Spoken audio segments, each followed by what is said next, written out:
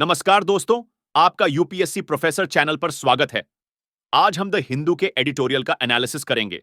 आप इस प्रेजेंटेशन को हमारे टेलीग्राम चैनल पर जाकर डाउनलोड कर सकते हैं।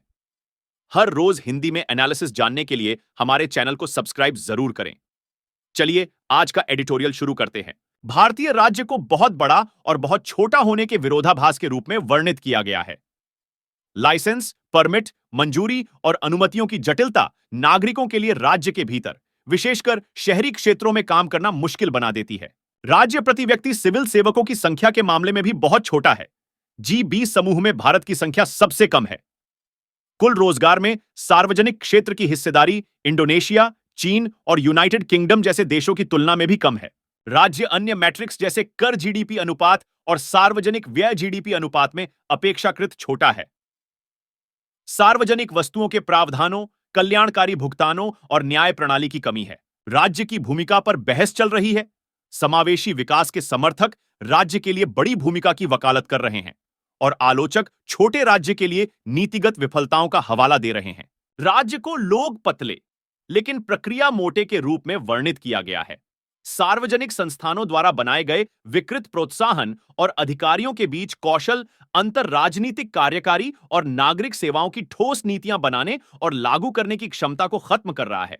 विभागों के भीतर नीति निर्माण और कार्यान्वयन शक्तियों का अत्यधिक संकेंद्रण है, जिसे इन जिम्मेदारियों को अलग करके सुधार किया जा सकता है, जैसा कि ऑस्ट्रेलिया, मलेशिया और यूनाइटेड किंगडम के अनुभवों से पता चलता है।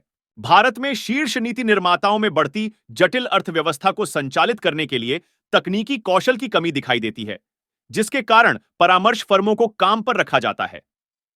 मध्य और वरिष्ठ स्तर पर संस्थागत और नियमित पार्श्व प्रवेश के माध्यम से सिविल सेवाओं के आकार और तकनीकी अंतर को भरने की आवश्यकता है।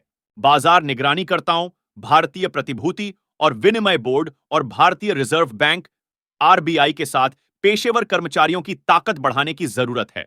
भारत के नियंत्रक एवं महालेखा परीक्षक द्वारा सीमित दायरे वाले ऑडिट सरकार में वित्त और प्रशासनिक प्रभागों को नीतिगत उद्देश्यों के बजाय नियमों के अनुपालन पर ध्यान केंद्रित करने के लिए प्रोत्साहित करते हैं।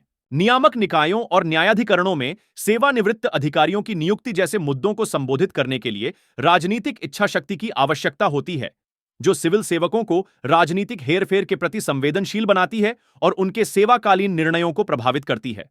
सार्वजनिक क्षेत्र की राजनीतिक अर्थव्यवस्था इसकी प्रभावशीलता को कम कर देती है। उच्च वेतन इसकी प्रभावशीलता को कम कर देता है। समाधान भविष्य के वेतन आयोग द्वारा मध्यम वेतन वृद्धि और सरकारी नौकरियों के लिए ऊपरी आयु सीमा में कमी में निहित है। उच्च आर्थिक विकास जो निजी क्षेत्र में कई आकर्षक नौकरियां पैदा करता है, उन लोगों के लिए सरकारी नौकरियां कम आकर्षक बना देगा जो पैसे की सोच रखते हैं। धन्यवाद दोस्तों, आशा करता हूं कि आपको यह वीडियो अच्छा लगा होगा। हमारे चैनल को जरूर सब्सक्राइब करें। Thank you.